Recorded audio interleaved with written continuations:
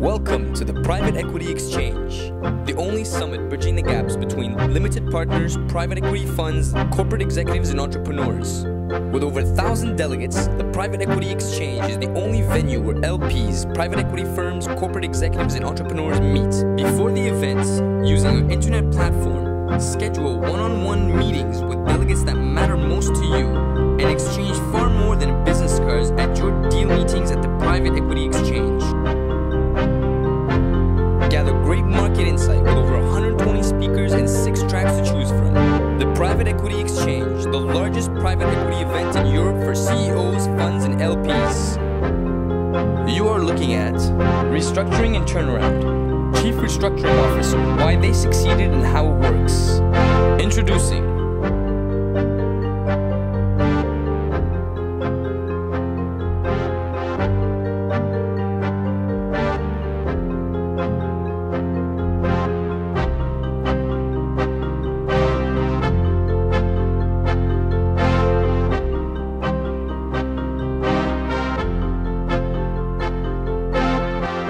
Murdoch, we've spoken about CROs. Everybody keeps mentioning CROs.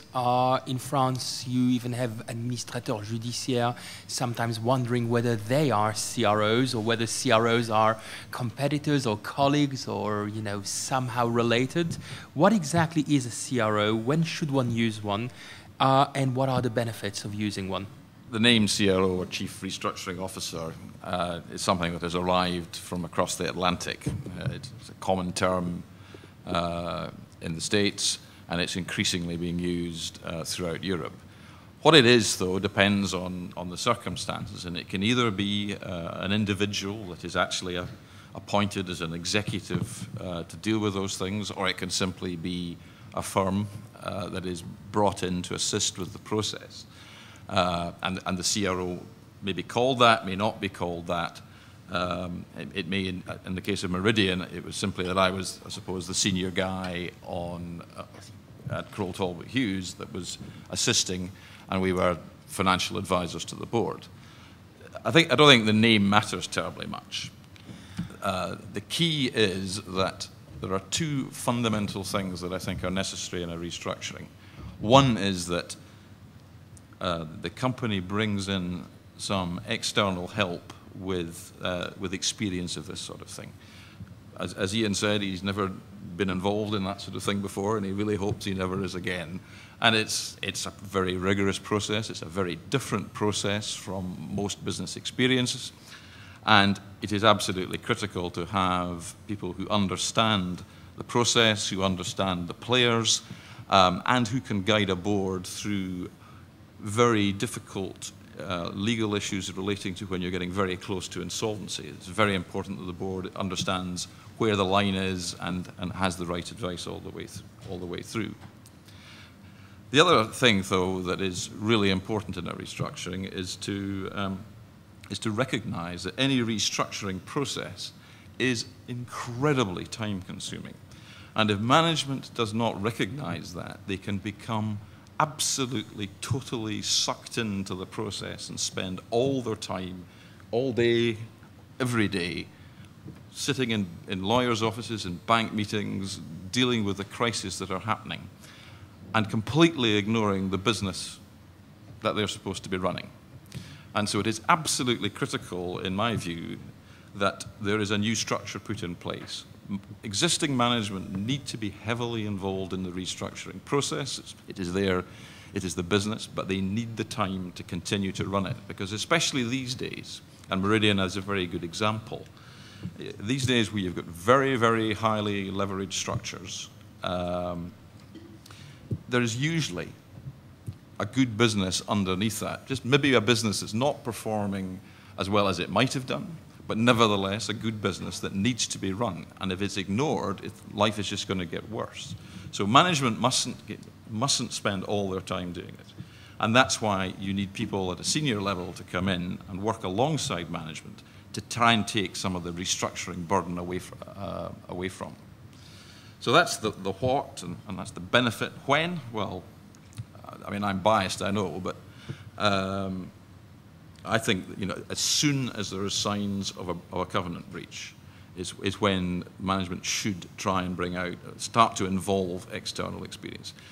Because it's, especially these days, hedge funds, increasing number of private equity deals, it is so very easy for the process to take away value from the original investor unless there are people out there whose sole job is actually to want to grab value from one party and have it for themselves. And there's nothing wrong with that. That's just the way life is today.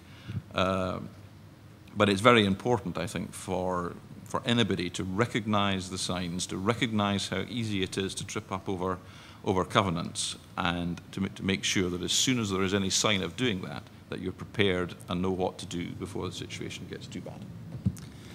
May I add some comments, David, for just talking about Europe. Since this morning, and I think that you'll have a panel on the new schemes and the evolution of restructuring in Europe.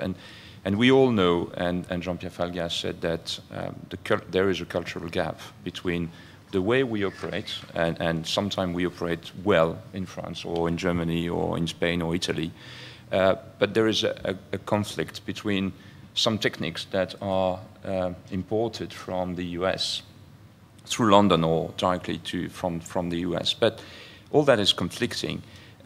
I think there is a lot of opportunity. The problem is that people do not know how to handle that. And I think that another role for a CRO, which is very different from the administrateur judiciaire, because as I think that everyone will understand, the CRO is really before insolvency, and we try to avoid insolvency, even if we know how to use insolvency as a tool. But I think that given the evolution of the finance and the restructuring scheme and the requirements from the hedge funds buying debt, or from banks selling debt, or from investment in distressed situation. I mean, there is a huge demand for efficiency. At the same time, those people do not always understand the particularities. I mean, Germany or France are very different from the UK, and Germany and France are very different. The use of a CRO will be you try to know everyone around the table. I mean, at least being credible for everyone, and then try to build a consensus, taking into consideration the management and the management issues and responsibilities. We talked about that earlier this morning, and integrate that into the techniques and the legal context within every country. I think that this is key to help companies to restructure. Thank you, Nicolas, for this clarification. Murdoch, let's come back to Le Méridien for a second. When was Kroll, Talbot, Hughes appointed? Who appointed you, and what was the specific purpose for which you were initially appointed? Well, at the time, it was a company called Talbot, Hughes and Killop that was appointed, and subsequently became Kroll, Talbot, Hughes. And that was back, as Iain said, in April 2003. And we were introduced to the situation by Clifford Chance, who were the lawyers for the group. And it was a recognition by the lawyers that there was a very difficult situation coming here, and that the group itself, who had a heavyweight private equity investor, that the group was going to need some help to deal with, as Iain said earlier, 5 different major stakeholders, the 3 different debt groups, plus the Royal Bank, plus indeed the private equity holder. So the process was, we were introduced to the private equity shareholder and the group, but the appointment was very clearly by the group. We were appointed at the level in the group, actually slightly down the group, at the main operating company, or at least the top operating company, a thing called Le Méridien Hotels and Resorts Limited. That was where we were appointed, and that was the level of the topmost operating board. The directors running the business on a day-to-day basis sat at that level, and that was the level that we were appointed at. And that's, in this community, I'm sure a lot of you here are in the private equity business, it's a difficult area for a company in distress, because the private equity owner likes to see the business as their business. But once it goes into distress, the company itself has got a number of stakeholders that they have to deal with. And the more distressed it is, the more you have to look to the banks and other debt holders, rather than the private equity holder, who may well by this time be completely out the money on the face of it, and is struggling to try and get back. So that was where the initial appointment was, and indeed it actually got very, very difficult at one point, because private equity stakeholders want to go one way, but the company, because of its responsibilities to different stakeholders, can't just do what the private equity shareholder wants them to do. They have to very seriously listen to what the banks are wanting to do, and the junior mezzanine and senior mezzanine, and try and balance all of that out. So an awful lot of time was spent in trying to manage the different relationships, to try and get people to behave themselves. As I say, we didn't completely succeed in that in the first instance. As Iain said, the Royal Bank did decide to bring a number of discussions to a head by actually appointing receivers to two of the companies. But that did actually bring some focus, and then we had this very, very difficult and tricky exercise to do to get out from under the leased estate. But as Iain rightly said, it was a very important day, the day that we actually got rid of that £1 billion of off-balance sheet finance, and at no cost at the end of the day. So that was the story. It was an interesting start to it. Iain is quite right when he said we were appointed in April, and said I thought we'd be out of there by Christmas. I confess I did think we'd be out of there by Christmas 2003. And it just shows how wrong you can get. I do think, having been there, sat there, and got the T-shirt, I think it is critically important for management, when they recognise they have an issue, such as the one that we had, to actually go and get some expert assistance. No one should underestimate the time and effort it takes for management to go through the process of this recapitalisation, and at the same time run the business for the benefit of all stakeholders. And without that assistance, I don't think we would have succeeded. And I think as well, it's really important to understand that because you don't do this as part of, or I certainly don't do this as part of my daily life, I don't really understand the intricacies between the different stakeholder groups, how the security works between the different stakeholder groups, and therefore, where the balance of power lies or doesn't. And therefore, to have someone like Murdoch and his team to come in and help us understand that, and help us find a way through, and make sure at the end of the day that all of those stakeholders that we've spoken about are all pointing in the same direction, is really important. And you only need those stakeholders to be pointing in the same direction for one day, and if you know they're all pointing in the same direction, you can do something, then that is hugely, hugely beneficial.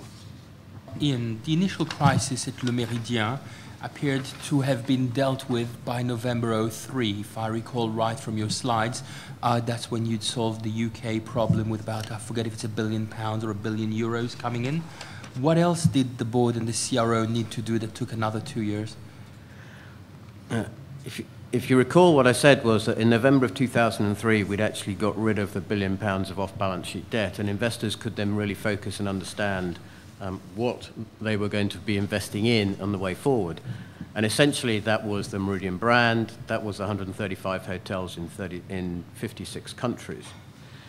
But I also said to you that our financial systems, our management reporting systems were not of the highest standard.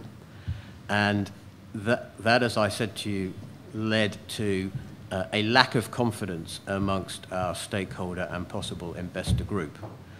And indeed, Ernst & Young were appointed by one group to come and do a review, and were somewhat critical of our controls So in conjunction with Murdoch and his team, we spent quite a lot of time in 2004 proving to the outside world that actually the financial information that we were producing was reliable and accurate.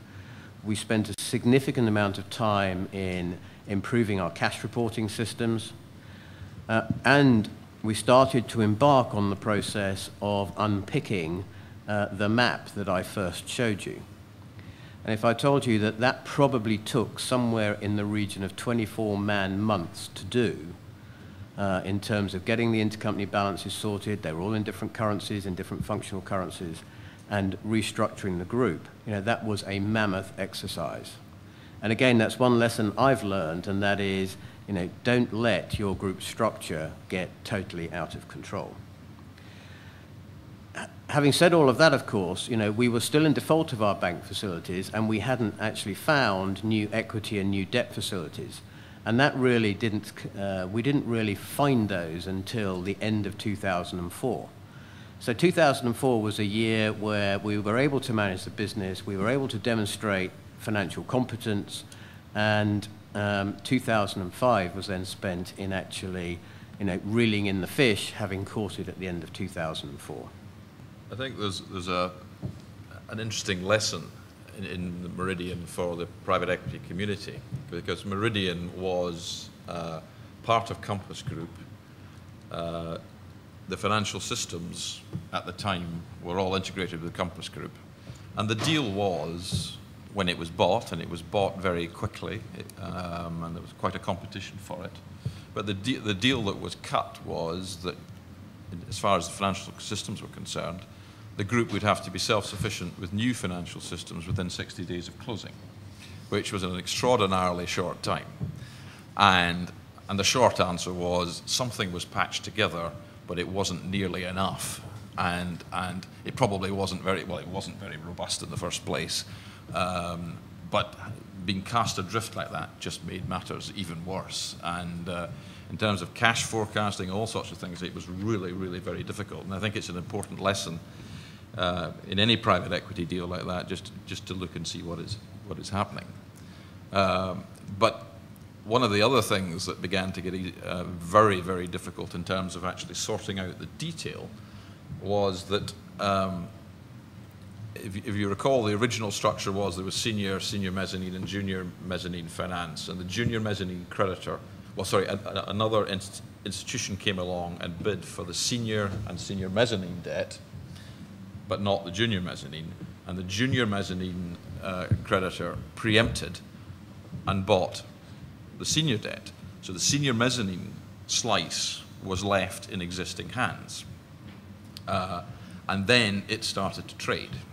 And the way the security structure worked was that consent was required for many of the things that needed to be done to prepare the business for sale. And so you had the senior creditor at one end, the same bank involved as the junior creditor, and a bunch of people in the middle who were jostling for position. And one of the few things they could actually do in terms of things that we needed to do to prepare the business for a recapitalization were the senior mezzanine creditors. And one of the powers that they had, they couldn't do much, but one of the powers they did have was they could say no, and they did. And that made, there were so many things that we could have done in advance, which we couldn't do because they were saying no, because they were clearly wanting to get taken out, and to get taken out at a particular value. And so that was a seriously complicating factor in that, and something that you have to look out for in those businesses. Nicolas, care to add anything on that? Yep, we are talking about the complex structure, not having worked on the Méridien, but in other cases we are faced with two phases in the crisis. One is just stop the bleeding, and we heard that expression this morning, really stabilize the situation. But then, a lot has to be done. Of course, the financial crisis is just the outcome of multiple issues and complexity in the business, and you need to treat them. And this is why it takes some time, and this is where it's very time-consuming for the management. when we were in charge of Collins and Ekman, and I was responsible for the Italian business, the first week was about just making sure that we didn't have to, and even if it was in insolvency, really what we were doing was just saving a business on the ground. And basically the management was just lost. Fiat was our main client, I mean, sole client, 95%, and they didn't trust us to be able to deliver them, even if that was really blocking them in their immediate future. But the basis was just to stabilize the situation, try to find some financing, and then it was to help management rebuild trust. And I think that one of the roles of the CRO will be to bring credibility to a situation that is really in danger and with a loss of trust from the stakeholders. And a lot was done on making sure that we were producing with the management correct figures, and we rebuilt month after month confidence with our major customer. And in parallel, we had, of course, to find a definitive solution. But there is, again, two phases. One is really stabilize, finance, help the management to restart thinking positively and try to find a solution. And then you have a lot of work and very small issues. I mean, understand the social issues, and Italy is just like France. It's complex. So you needed to tackle that, and at the same time work on the creditor and the share structure. Thank you, Nicolas. Iain, let's get back to Le Méridien for a second. At one stage, as we've just heard from Murdoch, and as you mentioned during your presentation, you have a majority lender emerging, and yet it took a pretty long period to get a deal done, something like a year. How did the business cope with that? The first thing I think the management has to do is to demonstrate confidence. Demonstrate confidence that we are able to trade our way through this.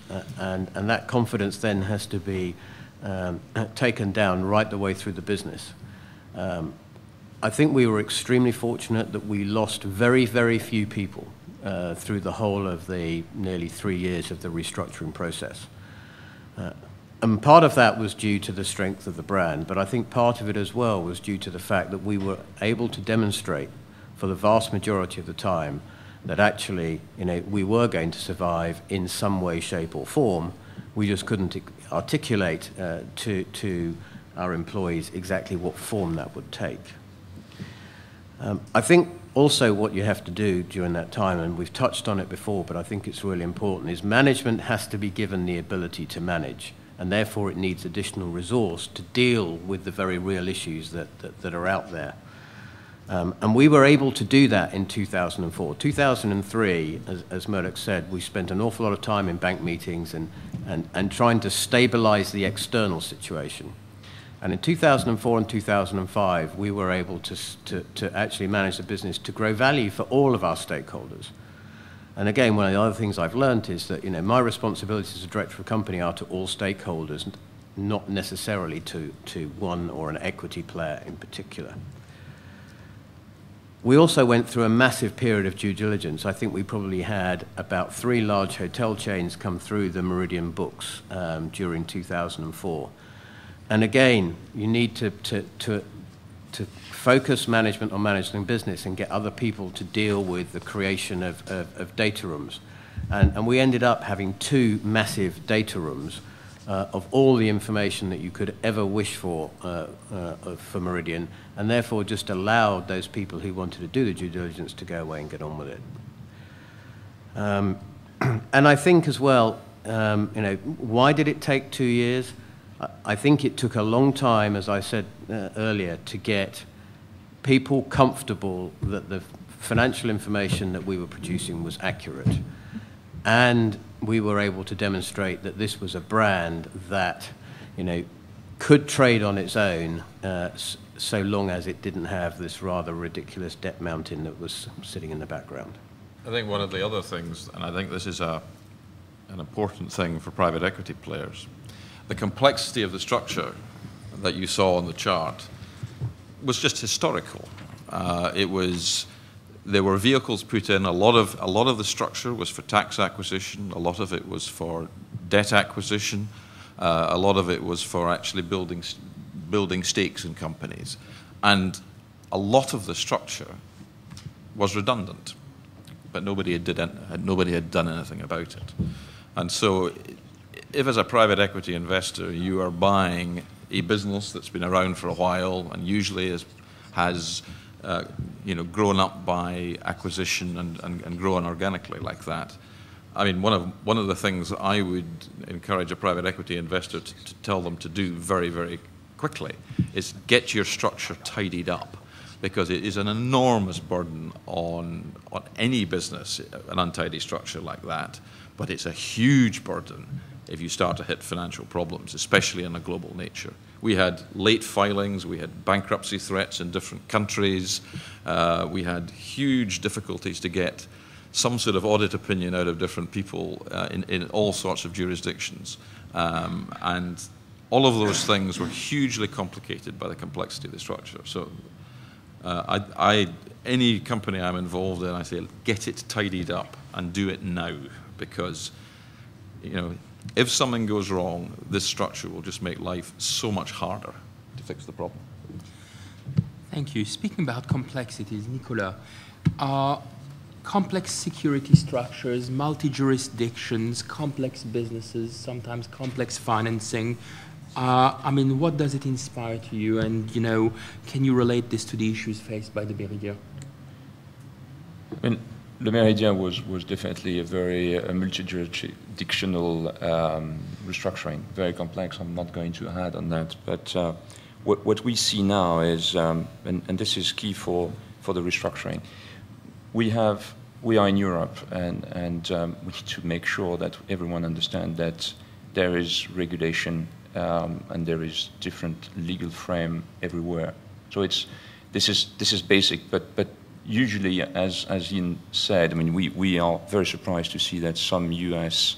funds have a very U.S.-centric view, and for example, on the social, it means that we need to educate them and explain that restructuring can be done, but we need to take some phases and some precautions not to ultimately delay or destroy value, as said Mr. Guinot this morning. Question is about really where are we going in Europe? I think that more and more we have cross-border cases, and we have been in France. We have the MTech case where, for the first time, a court opened a COMI procedure on a very small company. But it means that the whole of Europe is about cross-border, about investing in different countries, about operations in different countries. And obviously, all that is very different. What we see, nevertheless, is that there is a convergence of techniques and actors that make sure that the restructuring schemes will converge ultimately. And this is very interesting. This is very positive. This is also very dangerous. And it's a period where we have really a kind of learning process. There is a learning curve in Europe. All what we have said can be true for Italy, Spain, Germany, in the UK. All the new actors have the same schemes in mind. The ways to achieve them will be different. And this is where really you need to have local experts everywhere to be able to guide the management. It's complex, but it's very interesting because really there is a convergence of interest at the end. Yeah, I think one of the issues that struck me most when I looked across the countries in which we operated was how the concept of corporate benefit differs from country to country. And to say the words corporate benefit is relatively easy, and everyone understands sort of what that means. We have corporate benefit rules in our country, but they are relatively benign. The corporate benefit rules in this country, here in France, are totally different and have real teeth. And being a director of some of the French companies, there were one or two times when people suggested I might go to the Bastille if some of these things came to pass. And that was a relatively unpalatable event. And when it comes to looking at these restructuring issues, as I said to you, France as a country was cash generative, and therefore we needed to use that cash. But as a director of a French company, if I lent that money out to another company and that company failed to repay me, then, you know, I could be accused of a criminal offence. And so when you're working in these different jurisdictions, you really have to have an understanding of it. And of course, no one person can have a real understanding of the rules in these various territories. And therefore, again, to have people like Murdoch and lawyers in various territories advising you is critically important. Murdoch, Iain, Nicolas, thank you very much for sharing your thoughts with us. Thank you all.